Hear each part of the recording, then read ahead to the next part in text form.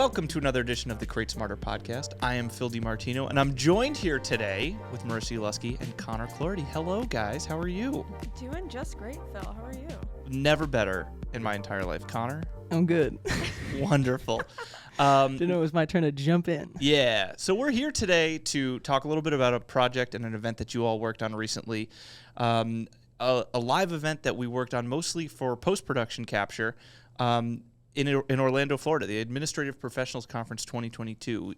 Connor, can you just give us the lay of the land? What's the overview of the project? What were you tasked to do? And just give us the overall overview of the whole project. Sure. So we worked with this client before last year on a similar event, which was great. So we kind of went into it knowing a little more, which is always good. But basically, Marisa and I flew down to Orlando, Florida to film a conference for administrative professionals. There was about 1,600 people there, which was way bigger than last year. And we were there primarily to capture, keynotes.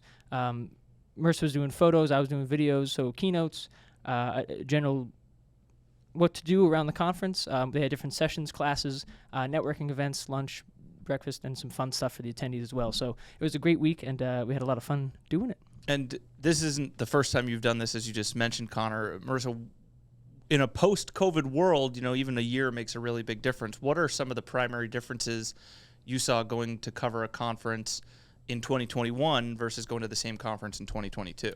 Yeah, I don't think we realized that APC is usually huge. Last year was our first year doing it, so it was the first post-COVID in person that they've done. And there was about, I think, like 500 attendees, they were saying. Yeah. And we were like, wow, this is pretty big. So it was our first big event that we worked. And then we went this year and we were like, wow, it's a bigger space. This is even bigger. There's a lot of people. There's a lot more sessions to get to. So it was a lot busier than last year, and we didn't realize that was going to be that way, that there would be so many attendees. What was the vibe like for people, because a lot of people, this is probably one of their first large in-person gatherings. What was the vibe like for the attendees that you had the chance to talk to? Were they excited to be back at an in-person event? Yeah, everyone was really excited. Everybody we asked, we were gathering video testimonials, but even just walking through the hallway, we were talking about, oh, how are you enjoying it? Like, what's your favorite part? All that stuff, and everybody raves about APC and the stuff that they're able to take back to their offices at home.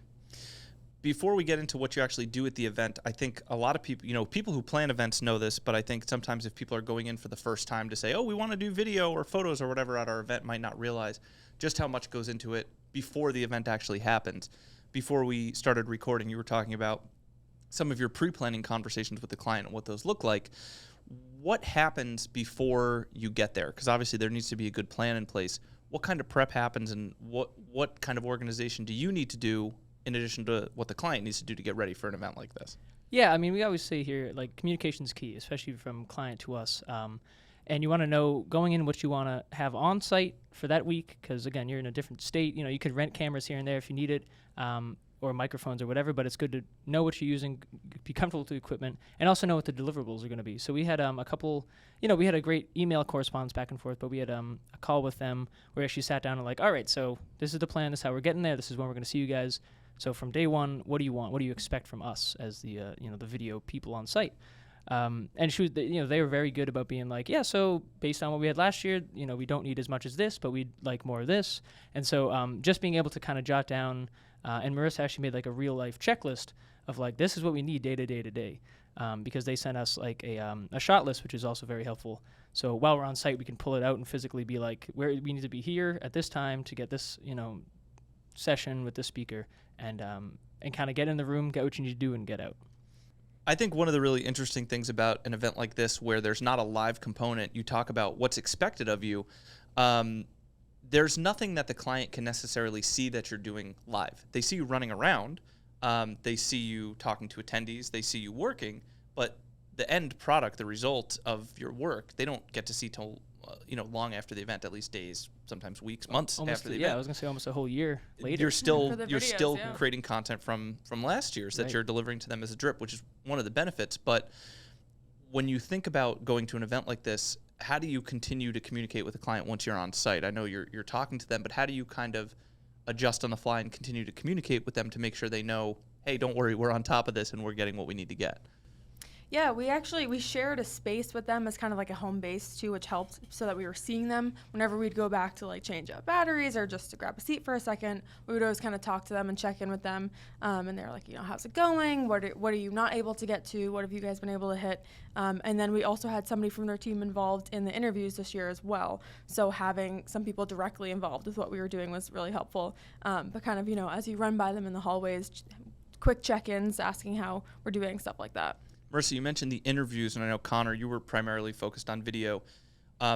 What's the setup for this, in terms of preference versus what you're actually to do in terms of, do you have a dedicated space to go with people to set up and do these interviews? Do you grab them on the fly in the hall? Kind of a mix of both? How do you try to approach this?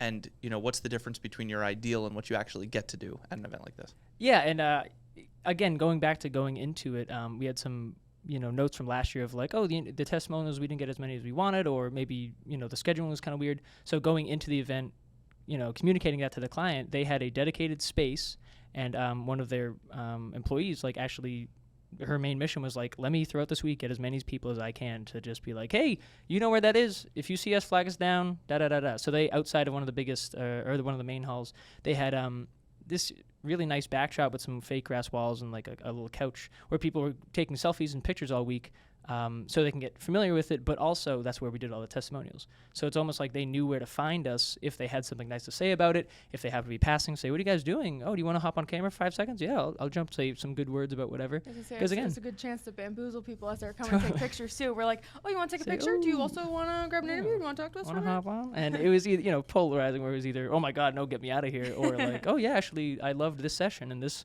was doing really well, and I love the networking and friends I've made here. So, because the great thing, in our job is we interview them for 5 minutes. You only need 30 seconds, So having that dedicated space really helped in the long run. You mentioned like the grass wall and kind of the Instagram-driven backgrounds. Is this a crowd at this specific audience that is, going to post content to social? Is there a social element to this event that is happening in real time that you can kind of play into to try to expand on that and get them to record video as well? Yeah, they had a lot of photo ops throughout. So Connor mentioned it was called like administrative perk, I think, or admin perk. It was supposed to be like a riff off Central Perk from Friends. And they also had, I think, like 2 or 3 other walls. And then they had a tiny house that people could go in and take pictures. So there was kind of encouragement around the space itself to post. They had a hashtag that was going on, and we were keeping an eye on Instagram and seeing them reposting stuff from attendees, and then we were reposting their stuff, and they were reposting our stuff. There's a lot of social engagement throughout the week. They were constantly posting pictures that attendees were taking at those walls. So there's a lot of encouragement to like kind of keep that stuff going. Yeah, and if I could actually piggyback off that, going along with these walls, they had a lot of interactive spaces where, as you're meandering through the exhibit space and you maybe have 5 seconds in between 2 sessions, they had interactive pin walls where you could trade. Yep. Because we were at Disney, they wanted to kind of have that theme of pin trading. And then they had a big chalk wall, which is also overlap from last year. But what these spaces really boil down to is just like little networking spaces where people are enjoying a coffee together, or maybe they're bumping into each other awkwardly. Oh, hey, haha, like what pin did you grab? And that, for anyone putting on an event, those little awkward spaces of interaction where it's subconsciously forced because people are gravitated to these great either photo walls or interactive walls or even little houses or spaces or whatever. People go in there and they will subconsciously network, make friends, connections, and that in this type of event helps that entire week go a lot smoother. I'm saying that was a big takeaway for a lot of the attendees too, just in general networking. That's what we gathered from them. So having those spaces, like you said, was like, they knew exactly what their attendees were there for, and they gave them essentially what they wanted and needed. That's awesome. And I know, having done a lot of virtual events, there's a lot of things you can do with a virtual event and streaming that you can't do with in person. One of the things that's really tough to replicate with a fully virtual event is that networking piece. And some of the people we talked to are doing hybrid events. Some people are coming in person. Some can't make it in person. One of the things we've heard from folks is like, oh, there's a hesitation to do a virtual component to an in-person event because they think people won't show up. And we try to remind them that it's a much different experience. You try to have a different version of an event for in-person versus virtual. And I know you aren't live streaming this, but you mentioned that networking. And that's a totally different experience than you can get even if this is virtual. And people want those in-person connections. So there's a totally different expectation for people going in person versus people who are going to live stream an event like this if it were to be streamed. Jumping off of the point about networking, I would also assume that that's a really good opportunity for you all to show people kind of in unguarded moments, whether it's photo or video, and capture some really good content. Are those things you look for to kind of sneak around and get people in, a happy, unguarded moment? Yeah, we were sneaking up to groups of people and we're like, oh, they look like they're happy and they're smiling. Let's get pictures. And then they turn towards you and they're like, oh, picture. I'm like, no, please be candid. But they really had those spaces where people would be talking naturally and you just kind of catch them in the hallway. And those are kind of the perfect photo ops and video ops of people interacting, because then when you have to make a video about how important networking is, you can pull from that B-roll because we actually had videos of people talking in the hallways or at those spaces that we talked about. Yeah, and that's kind of goes back to, again, those pre-conference calls, with the client, that communication of knowing what the deliverables are going to be from a video side, at least. You go in going, okay, if they're making a video about how awesome the education is here and how awesome the networking here and how awesome the exhibitors are here, that's 3 different categories where while you're walking around, oh, that'll be good for this video. Oh, they're laughing, taking a selfie. That's networking. Oh, cool, they're clinking glasses at a networking session. Those are the kind of things you go in looking for. And it's way better to have a mental and physical checklist of the actual shots you need to get. Yeah, and even if you don't know, say you don't know exactly the deliverables, even if you know what the client thinks is important, right? Even if they didn't in so many words say, we want a video about networking, we know networking is important to them, so we'll make sure to get that stuff. So even in the calls beforehand, if deliverables aren't specified, you can kind of pick out what they want to see, and then we can help them get there. Yeah. Or even ask. I don't think it's a bad thing to send an email and say, hey, can't wait to see you guys next week. We're looking forward to the event.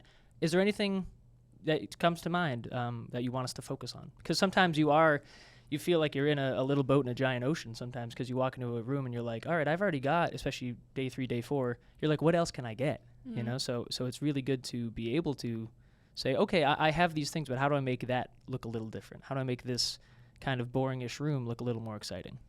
Yeah, and everything you guys are saying right here, comes back to communication, but I think it highlights what I think makes us and our team really special and different, is that you're not just going in and saying, hey, client, give me a list of 100 shots, and I'm going to go check down that list and get a list of 100 shots. Yes, you have your checklist, but you're collaborating on that plan with them.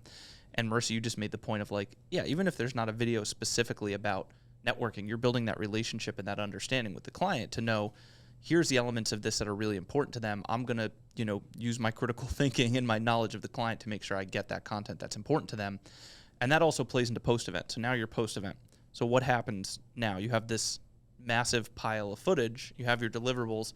What happens post-event, and how do you tackle that to kind of make everything? Because for the event organizer, the event ends, the attendees leave, they kind of can they get to relax. take a sigh of relief. It's only just starting for you guys. Well, so that's, we have to take that into account too, is we don't want to, fly back to Boston, go into the office on Monday and be like, hey, great, thanks so much. What do you want? What do you want? What do you want? So you have to give them that kind of buffer time. And within that, it gives you time to be like, okay, how do we approach this correctly? Draft a couple emails, throw away a couple bad photos. But it gives you that time to. There's no bad photos on that card. Are you saying something about my photography?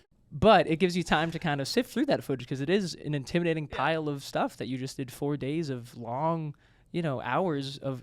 You're always on. I gotta capture. There should be a time where you go, okay, I have enough. Let me take a break. I was just gonna say, is there can you over capture? Yeah, I think I definitely did. I think not only I think I did. Yeah. Sure. Well, it's one of those things where I have hours of slow-mo footage to look through, which I can't wait. Yeah. You only have one chance to do it. Yeah, right? exactly. And you try a few different things, you see what works. So maybe if you take, say, 15 photos in one session, if you try a few post this way, a few with flash facing this way, they may not all be good. So you gotta at least try. So I'd always at least rather overshoot than undershoot. But I am still sifting through photos and editing as I go, and there is a lot of them. Absolutely, yeah. All right, so from both of you, after coming back from an event like this, what's one piece of advice you would give to an event organizer, not to people like us, but to people that we would work with? What's one piece of advice, Connor, I'll start with you, that you would give to an event organizer running an event like this, working with someone to create content? Yeah, I touched on it earlier, but just for subconscious networking. I think if your main goal is to make the attendees have a great time so that either they'll use your product or come to your next event, whatever it is, you want to make those opportunities. So have little even if they're an hour long, 2 hours, whatever, maybe something at night, maybe something first thing in the morning. Just have opportunities where people can come together, share experiences, and be like, look around and say, wow, whoever put on this event knows what they're doing, and we're having a great time doing it. And they know who we are, right? Exactly, They're doing things that we actually like. Yes. And then it makes our job easier. If everybody else is having fun, we can get smiling faces instead of people standing there awkwardly. Right. What about you, Marisa? I think we touched on it a little bit earlier, but even in, our planning calls, you kind of want to know what's important. You might not have all the details ironed out. You might not know everything that's going to happen, but if you go in with whoever's making your content and organizing your event and saying, okay, this is what our event's going to be. What do we want people to take away from this, and what is important to us, and have those, 3, 5, however many things in mind, it's going to be a lot easier moving forward to make decisions knowing you're heading in one way or the other. And you can make a video about this thing that's important to you, or you can facilitate spaces that are going to have networking opportunities because that's important. Do you guys like traveling better or being in the office better? We'll talk about that when we come back from this commercial break. And we'll be back. No, I think traveling puts such a unique twist on any event. It could be, either a boring subject matter to us, not to them, or, whatever it is, maybe whether you know the client or not, and it just adds that much, mystery and intrigue and adventures inside and outside of the work. So what I will say is that every trip I've gone on for work, I have come back a lot closer with my coworkers. I think that is a good experience to have. What's next? When are you hopping on a plane next? I believe next year's in Las Vegas. So you'll see Marissa and I just rolling dice at the tables. So catch us on the Strip. Well, if you are planning an event, you want these two there to help you do it. They are great at it, and this is a great experience. I'm really, really happy that you guys were there to help this client get the most out of their event, and I'm excited for next time you get to go on the road. Heck yeah, us too. Can't wait to go get back out there. Well, thank you all for listening to this episode of the Create Smarter podcast. If you have an event, you can always ask us what we can do to help you. Come visit us at 5toolproductions.com. Thanks so much for listening.